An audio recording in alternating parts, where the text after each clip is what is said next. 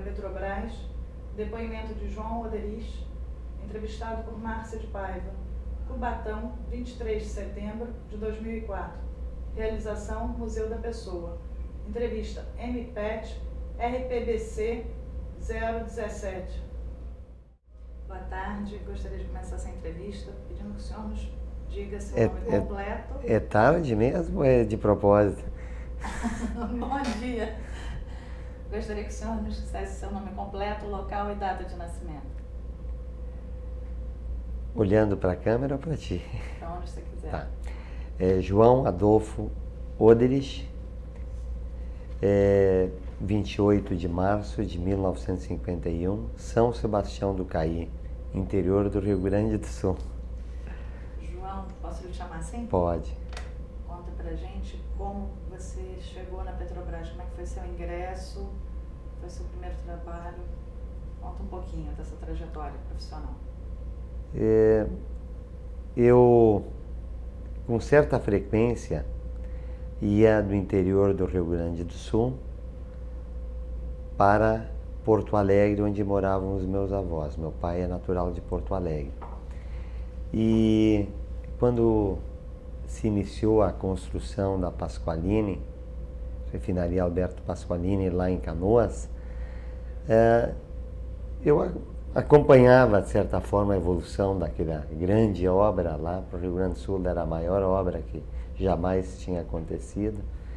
E na praia que a gente veraneava, a gente acompanhou os lançamentos dos dutos, das monoboias. Aquilo tudo atraía muita atenção. Naquela época eu tinha meus 14, 15 anos de idade, foi inaugurado com grande repercussão no estado a refinaria, mas assim, nunca eu imaginei que eu viesse a trabalhar na Petrobras.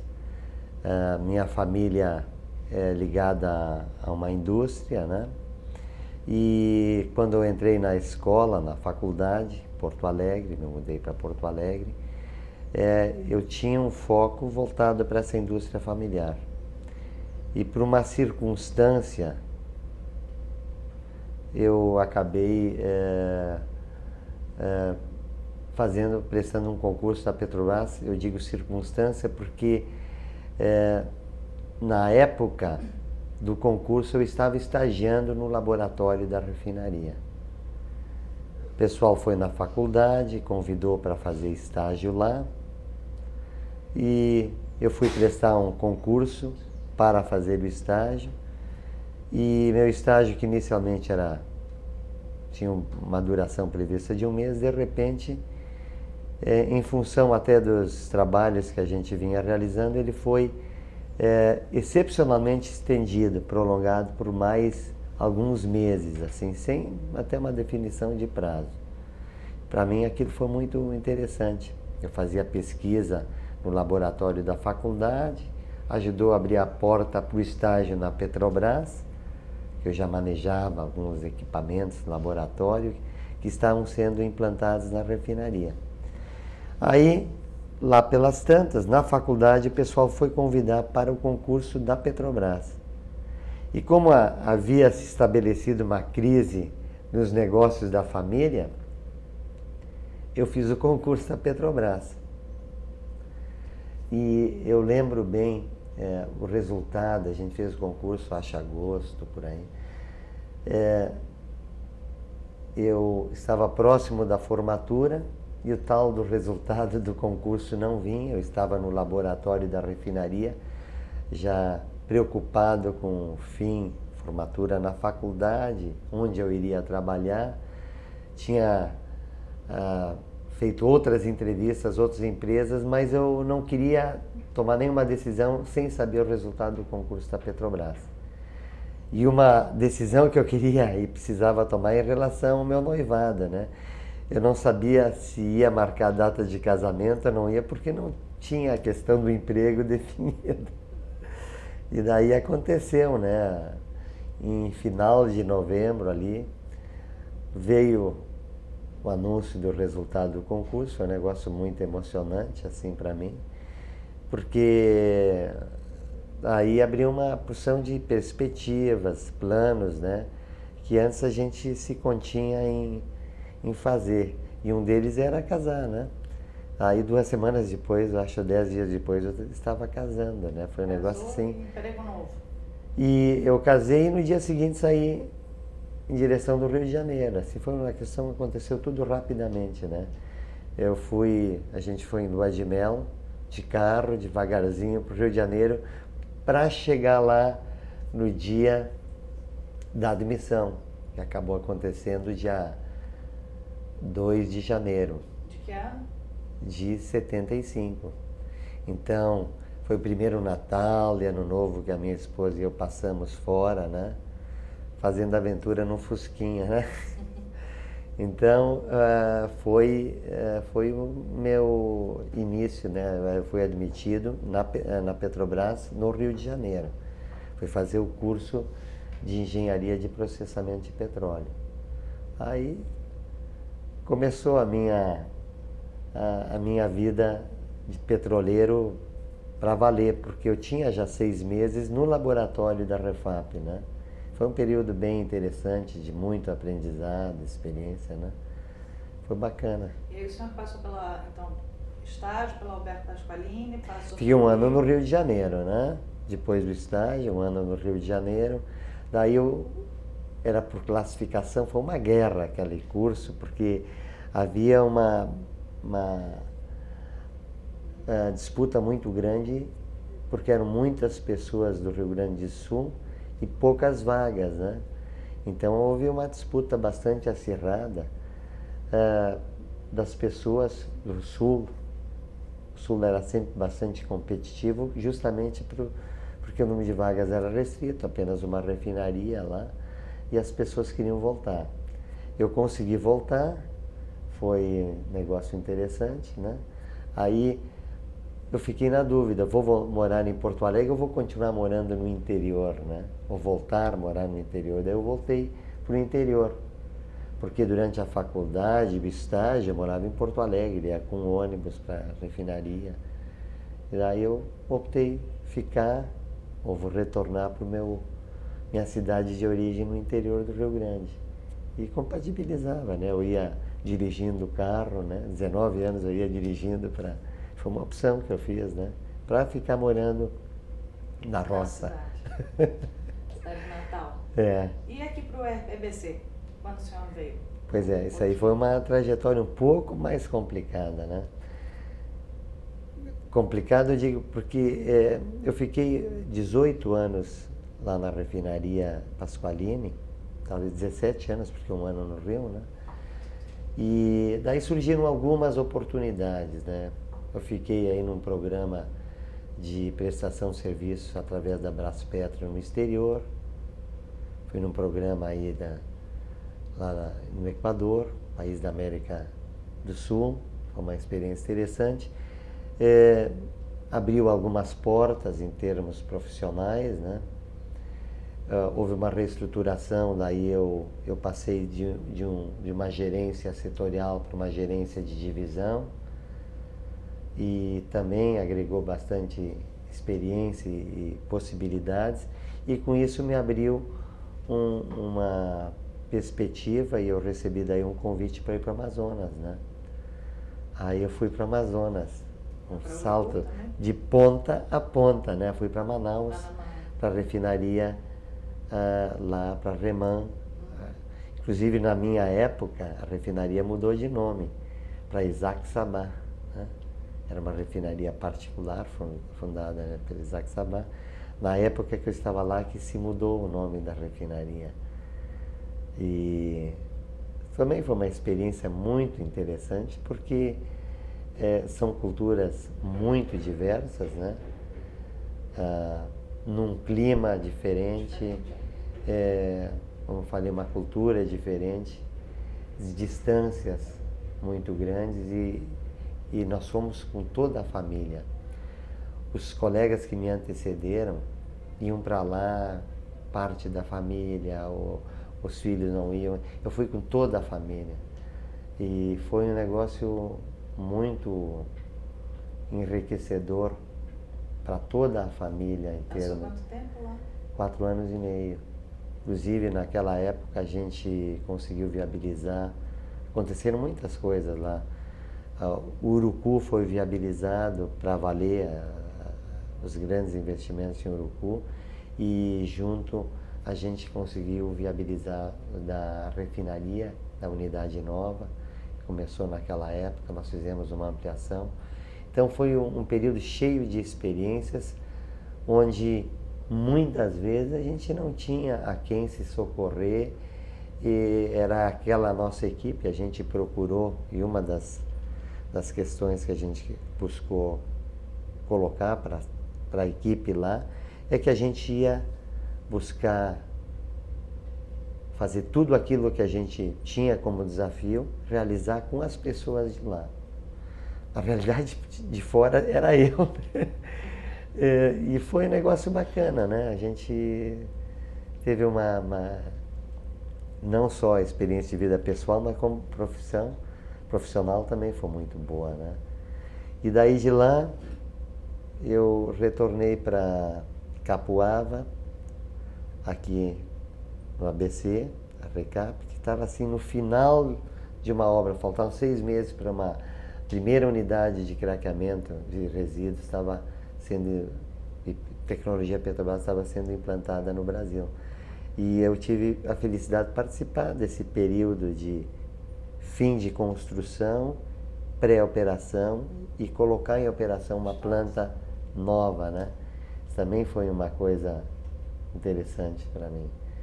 Aí eu fiquei lá, surpreendentemente, 1 ano e meio só. De repente eu recebi um convite para Cubatão, que tinha aberto uma vaga aqui, e me convidaram para vir para cá, assim, da noite para o dia, né? Olha, assim, assado, quer ir para lá, aceita ir para lá. Recebi um convite, né? Diretor Albano. Aí eu vim para Cubatão, com também grandes desafios, né? E cada unidade, em cada lugar que eu estive, eram desafios diferentes, né? E aqui em Cubatão, agora eu estou 3 anos, quase 4 anos, né? Mês que vem eu vou completar 4 anos. E o tempo voa, né? Aqui em Cubatão, o ritmo que as coisas acontecem, pelo tamanho, complexidade, faz com que a gente nem perceba o tempo passar, né? Os desafios... Como é gerenciar uma refinaria? Conta pra gente. Pois é. Como é que é o... Eu digo, cada lugar com desafios diferentes. Numa, uma reestruturação, viabilização econômica; noutra, uma planta partindo; noutra, vamos dizer assim, otimizar um processo de melhoria contínua. Aqui, os desafios que aconteceram, assim, em primeiro lugar, foi relacionado à ambiência, né? A ambiência, a Cubatão, quando a gente, antes de vir para cá, a imagem que a gente fazia é que aqui seria uma unidade pela sua história, pela sua tradição, pela cultura, inclusive pelo seu caráter de pioneirismo, né? Escola de petroleiros. As coisas aqui tinham um estabelecimento muito forte, né? E sindicalismo muito forte, porque a história de sindicalismo na Petrobras, com força mesmo, começou aqui. Então essas questões todas assustavam quem estava de fora. O pessoal falava de Cubatão, ficava com o pé atrás, porque sabia que aqui as coisas são diferentes, né? Em termos da cultura, da força. A greve de 95 marcou muito aqui e passou para todos uma imagem de aqui seria um lugar com um grau de dificuldades e dureza maior. Eu conhecia já muitas histórias de Cubatão, porque na Refap, onde eu comecei, aquelas pessoas que partiram a unidade, estabeleceram rotinas, procedimentos, tinham vindo a boa parte, a maior parte daqui. Então essa cultura já tinha permeado. E só que a gente escuta muito nas histórias muito folclore, elas são distorcidas, recebem distorções e as pessoas às vezes exageram um pouco e tudo. A gente sempre, eu cheguei aqui, como eu disse, com o pé atrás, eu digo, vamos ver aonde a gente vai colocar os pés. Os colegas que me antecederam viveram algumas crises pesadas, né? Então, representou um desafio grande, inclusive quando eu fui para a sede, onde foi formulado oficialmente esse convite, foram colocadas essas coisas, né? E eu refleti bastante sobre isso, de como a gente ia trabalhar. E uma das questões que a gente, desde o início, colocou é no sentido de sempre prestigiar a prata da casa. E buscar a transparência nas relações. E uma característica, eu acho que talvez seja pessoal minha, porque em outros lugares também foi assim, e ao encontro e ao diálogo com as pessoas. Isso nós fizemos. Em todos os lugares que eu tive, né, independente dos pontos de conflito, né, a gente sempre encarou os problemas de frente de uma forma muito franca, né? Tanto é que a gente foi ao encontro do sindicato aqui, acho que primeira semana, coisa assim, fomos lá falar e pedir para o pessoal as contribuições e colocar a nossa cara, né? Para a gente ir estabelecer um clima de diálogo, né? E eu acho que a gente foi avançando aos pouquinhos. Então, das histórias que assustavam, assim, antes do senhor chegar, dessa avaliação agora, eram mais folclore do que... E foi menos... Não, eu não diria que foram mais folclore. A gente teve possibilidade de experimentar em alguns eventos a força da categoria, das posições, a firmeza. Agora, isso aí exige, eu acho, a contrapartida no sentido de estabelecer esse equilíbrio. Eu acho que esse equilíbrio se estabelece num patamar, eu acho que pode ser construtivo ou destrutivo. Eu acho que, no nosso caso aqui, eu acho que ele está sendo construtivo. O pessoal tem posições fortes, exige da gente posições fortes, e eu acho que nessa hora existe uma possibilidade de crescimento muito boa. Porque quando as pessoas têm um espírito muito crítico, são muito exigentes, exige de nós uma contrapartida. E eu acho que isso aí resulta em coisas muito boas, tá? Então a gente sempre, quando escuta uma crítica, ela às vezes machuca a gente, mas é uma oportunidade de crescimento, a gente fazer uma reflexão e avaliar onde a gente está falhando para que e aonde aquela crítica tem consistência, né? E isso aí, eu acho que isso aí é um dos diferenciais, talvez, daquilo que se entende lá no primeiro mundo, né? Exige uma disciplina maior das pessoas, na condução dos seus trabalhos e coisas assim. Eu acho que isso aí tem que se olhar esse lado positivo, né? Eu acho que em termos de ambiência a gente tem conseguido progressos significativos, tanto é que a gente está vivendo, mesmo vivendo situações de antagonismos, alguns conflitos em relação a posições, nós nunca descambamos para uma relação assim destrutiva, negativa. Acho que ela está crescendo. Tá? É um desafio diferente do que instalar uma unidade de craqueamento. Pois né? é, daí tu perguntaste como é que é gerenciar, né? A gente precisa, eu digo, em cada lugar tem um desafio diferente, né? Nós tínhamos um desafio de ambiência, mas tem um desafio aqui em Cubatão que diz respeito à questão ambiental.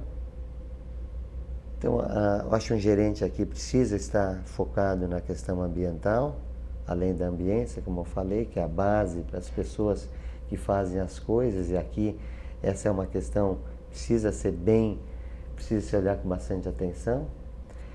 A questão de segurança, meio ambiente eu já falei, a questão da saúde. Nós aqui estamos os graus de exigência são muito grandes e a gente lida com produtos que merecem toda a atenção, nos impactam, as questões de insalubridade, precisamos ter uma atenção especial. E o futuro da refinaria, do negócio, né? É uma refinaria muito complexa, tem um esquema de refino muito bem ajeitado. Se precisa cuidar que esse complexo todo opere harmoniosamente. Então nós precisamos ficar atento que não se quebre esse equilíbrio, porque esse equilíbrio é que faz o resultado da refinaria. Nós temos 24 unidades aqui, mais uma planta de gás natural, e são muito interdependentes, né? Então essa interdependência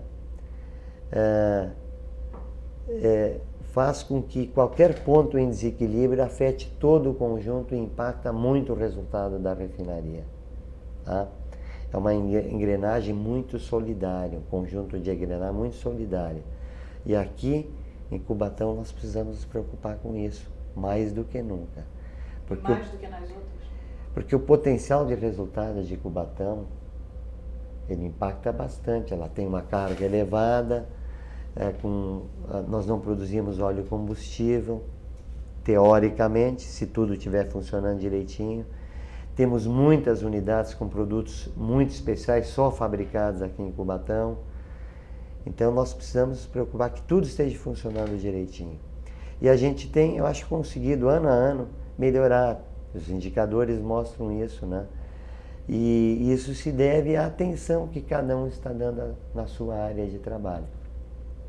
Então, como é gerenciar? Gerenciar é cuidar que em todas as frentes esse conjunto mantenha o seu equilíbrio com grande confiabilidade operacional. E quem faz isso acontecer são as pessoas. Então, na realidade, a gente está tocando junto, né? Vocês viram lá essa sala aqui, é para isso mesmo, né? Para essas ocasiões. Mas a gente trabalha em conjunto lá naquele salão, todos juntos. Às vezes vira uma bagunça lá, vocês não reparam, né? Mas é uma reunião permanente, que a gente tem pouca privacidade, mas eu diria assim, que se estabelece uma produtividade, uma sinergia muito positiva. Tá? Trabalho conjunto. Com bastante transparência, né? Aquelas coisas todas que eram um desafio, eu acho que a gente lá dissipa, né? Trabalhando em conjunto. Desmistifica até. Pô, eu vejo aqui que a gente faz, às vezes conversa com as pessoas, entrevista. A maior parte das pessoas diz que tinha uma grande incógnita. Como é que era essa sala aqui? O negócio... Pô, a figura do gerente geral, do superintendente era assim, é tão distante para as pessoas, né? Eu acho que essa questão a gente, desde o início, buscou quebrar. Eu acho que não foi só aqui, tem uma pessoa perguntando se foi aqui, né? Não, em outros lugares que eu passei também busquei esse tipo de relacionamento. João, nesses anos todos de trabalho, você tem alguma história mais marcante? Tenha ficado especialmente marcada para você, curiosa, engraçada, o que te marcou? Tem diversas histórias assim, né? Aqui, em outros lugares, assim, mas tem uma que pessoalmente, né, me marcou. A minha filha mais velha, ela fez concurso na Petrobras há 2 anos atrás e passou. Foi uma expectativa, porque levou 1 ano, por causa da questão da Petros, para ser chamada. Tinha feito todos os exames, exame médico, tudo. Daí ela ingressou na companhia. Ela já tinha feito mestrado, tinha emprego estava dando aula lá no Sul. Ela entrou e estava, eu acho que estava muito bem.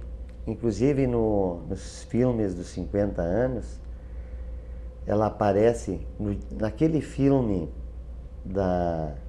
daquela peça publicitária que saiu no Jornal Nacional no dia 13 de outubro, que dia do aniversário ela apareceu.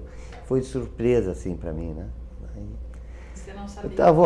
Não sabia que ela tinha filmado, mas não esperava que ia aparecer. E de repente eu vi ela, né, naquela, assim, me pegou de surpresa, né? Foi um negócio assim muito, muito bacana, né? Pela relação que a gente tem com a Petrobras, né? E o que aconteceu depois, né? Ela estava lá na universidade corporativa e por uma questão pessoal dela, da vida pessoal dela, o marido dela foi transferido, ela foi obrigada a pedir demissão, né? Ela saiu. Então foi um negócio assim que para mim foi um negócio que mexeu muito aí lá com a nossa família, porque e ela mesma estava gostando. Para ela foi difícil também, para o marido dela, que é um médico também, mas filho de petroleiro, né? Então para ela foi uma decisão difícil, para nós aceitar isso também foi difícil, mas sei lá, né? A vida prepara algumas surpresas, né? Essa aí foi uma delas, né? Uma das histórias que eu tive ela 1 ano e pouco, quase 2 anos como colega, né? De trabalho, né? Mas eu tive muitas histórias assim. Escolhe uma outra, assim, ligada à sua trajetória também assim, profissional nesses anos todos, ou no início, ou na Amazônia, deve ter alguma coisa também curiosa que você... Um gaúcho lá no norte também, do sul, lá para o norte. Pois eu tive algumas histórias, deixa eu memorizar aí, muitas situações. Eu lembro um evento que aconteceu que marcou bastante, foi em outra época, né? Foi um derrame de óleo diesel que aconteceu lá na Pasqualini, né? Foi uma situação que marcou, que a gente se assustou muito, porque passou por Rio dos Sinos, e Rio dos Sinos deságua em Porto Alegre. A gente ficou com medo incrível que aquele óleo diesel fosse chegar em Porto Alegre. Daí foi a primeira vez que eu andei de helicóptero, a gente foi fazer um rastreamento para ver como estava avançando. Sorte que naquela época a mídia não estava com muita atenção focada na questão ambiental e tal. O negócio passou, mas foi um susto incrível que a gente viveu, né? Nós passamos a noite lançando barreiras no rio, numa época bem diferente. Aquilo era nos idos 90, começo dos anos 90, né? Imagina se fosse hoje, ia ser É difícil enfrentar esses acidentes que acontecem? Como é que é? Foi muito complicado. Você também a gente queria segurar o diesel, só que as barreiras não resistiam de tanto lixo que havia nos rios. A questão ambiental, de modo geral, né? Ela é bastante séria. A gente vê, nós fizemos aqui uma coleta de lixo aqui em Cubatão, né? É uma dificuldade grande. Aí a gente sai aí nas vizinhanças da refinaria. Nós fizemos uma campanha de coleta de lixo aí no Mangue. É muita coisa, né, que a gente vê, percebe as dificuldades da urbanização, as precariedades, né, que estão ao nosso lado. A gente acaba vivenciando muito próximo isso, né? O nível de desigualdades que a gente tem estão aqui ao nosso lado, né? Tem algum trabalho de convivência com a comunidade? Tem bastante, muitos programas, mas em determinados momentos, em determinadas situações, estamos vivendo. Cubatão de Bem com Mangue, é um programa da Petrobras. Nesse programa que a gente fez as coletas, e tem um programa, inclusive, de isolamento do mangue com cerca, um negócio incrível. Fala só um pouquinho desses programas, então. A gente vê um programa, né? O programa é tão elementar, a gente fica até constrangido de falar. É um programa que a gente lançou alguns quilômetros de alambrado, cerca, está cercando o mangue para conter a invasão por parte da população numa área precaríssima. A população está invadindo os terrenos? Invadindo o mangue, agride o meio ambiente, estabelecem favelas ali, nas vilas, aí junto às vilas que a gente passa aqui nessa região próxima aí à refinaria, em torno do mangue, uma região de grandes invasões, muito problema de desemprego, favelização grande, desemprego é grande, analfabetismo é grande. Isso é um contraste muito grande que a gente vive. E a gente está no estado mais rico do Brasil, São Paulo, né? E próximo aí da capital. Já em Capoava, quando eu trabalhava em Capoava, a gente percebia, até indo para São Paulo, né, debaixo daqueles viadutos, aqueles cartões de visita deploráveis que a gente vê. Mas tem algum programa assim? Aqui nós temos, sim, nós temos aqui Cubatão de Bem com Mangue, que consiste em uma série de atividades, entre elas a cerca para isolar e conter as invasões, apoio às escolas, conscientização, coleta de lixo. Temos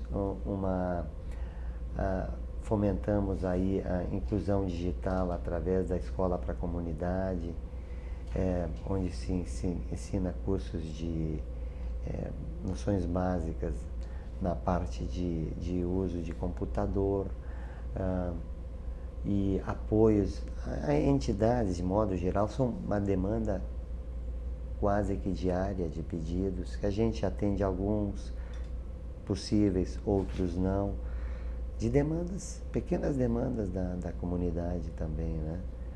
Por conta dessa precariedade, né? Um coral, daí o Canto Mágico, outro coral com os deficientes, faz um programa numa escola, muita coisa. Outro lá, deficientes mentais, bastante número de programa grande. Legal. História, deixa eu ver se teria alguma história mais pitoresca. Não precisa ser necessariamente pitoresca, alguma que tenha te marcado também. Um desafio mais, você tenha achado mais representativo para você, tenha te exigido mais, sei lá. Aqui em Cubatão, a assembleia do CONSEMA, em que foi conseguida a licença de instalação da termoelétrica, eu nunca tinha visto algo parecido.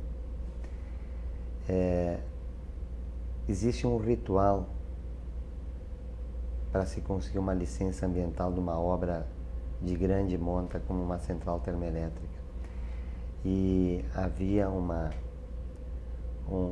polêmica muito grande por parte de órgãos ambientalistas, sindicatos, OAB, comunidades ambientais e a empresa, né? E dentro desse processo todo, a etapa final é uma audiência do Conselho de Meio Ambiente do Estado. Foi realizado lá em São Paulo, essa audiência pública. E daí chegaram ônibus aqui da Baixada, os a favor, os contra, se reuniu, se mobilizou a comunidade para apoiar outros que estavam indo lá para exercer a sua oposição dentro de um processo democrático. Isso aí foi um negócio bastante interessante. Faz uma guerra. Só que aquilo começou na base do discurso, mas de repente descambou. Foi uma discussão muito pesada que descambou para um conflito que se estabeleceu lá no local, onde estava sendo realizado, auditório estava sendo realizada lá na Secretaria do Meio Ambiente de São Paulo. que obrigou o presidente da sessão transferir todo o grupo que ia apreciar e julgar o processo, depois de escutar as partes, para uma sala fechada. E a turma que estava que estava fazendo oposição não aceitou aquilo, né? Mas do jeito que estava acontecendo, estava inviabilizado o prosseguimento da sessão. O pessoal queria adiar para ganhar mais tempo, porque um processo que estava levando 5 anos. Tá? Processo interminável. E aquilo fazia parte do jogo, né? E daí aconteceu um conflito muito grande, coisa que eu me assustei, não tinha visto igual. Inclusive com segurança envolvida, agressões físicas, né? Foi um negócio que eu já tinha assistido bastante coisa, mas não uma assembleia. E o que você sente nessa hora, nessa confusão toda, que você pensa que Eu estava pouco tempo aqui. Daí eu vi que na prática, muitas das coisas que o pessoal me contava, histórias, né, de acontecimentos, eu vi, de fato, a turma não exagerou. A turma aqui pega no pesado e pega firme mesmo, não dá para subestimar. Foi um negócio bem interessante, né? Mas em determinadas horas, eu acho que cada um faz valer a sua força na circunstância e como tem e como pode, né? É um jogo pesado de forças, interesses, né? Em que, às vezes, os recursos que o lado, eu diria até mais fraco, tem, é jogar às vezes, para esse tipo de recursos, né? Então, aí fica aquele jogo, quem é o vilão, quem é o bonzinho na história, né? Você sentiu vilão? Não, porque nesse jogo de forças, às vezes se confunde muito quem é o lado mais forte e quem é o lado mais fraco. Porque muitas vezes, assim, os jogos de interesse que estão atrás de algumas demandas, aquele que parece ser a ovelhinha, mas é o lobo, né, da história, né? E usa às vezes todos os instrumentos legais e coisa assim para tirar aquela vantagem ou coisa assim. Então é um negócio muito complicado para a gente de antemão sair julgando. Então, nesses 29 anos de estrada, a gente vai aprendendo muita coisa para não sair tomando decisões ou julgando de forma precipitada, né? As coisas. Tem muita calma. Precisa muita calma, porque a verdade nem sempre é aquela que fica mais à vista, né? A verdade às vezes está bem mais longe, escondida, né? João, eu queria terminar a entrevista, perguntar o que você achou de ter participado do projeto e o que você acha da iniciativa mesmo da Petrobras, do próprio sindicato. Acho que é bastante válida, né? Uma empresa que tem 50 anos, eu acho que tem bastante história para consolidar seu processo até de construção do futuro que se pretende, né? Eu acho que é uma parada, né, para a gente olhar, refletir, assentar aí essas bases, reassentar, né? Acho que é interessante. Gostaria de agradecer sua participação. Antes disso, toda a sua gentileza de ter cedido espaço, ter recebido a gente aqui muito bem. Também. Espero que a entrevista possa, né, contribuir aí no processo, tá bom? Certamente. Muito obrigada. Eu talvez devesse ter me preparado, pensado e anotado algumas coisas assim, mas esse corre, né?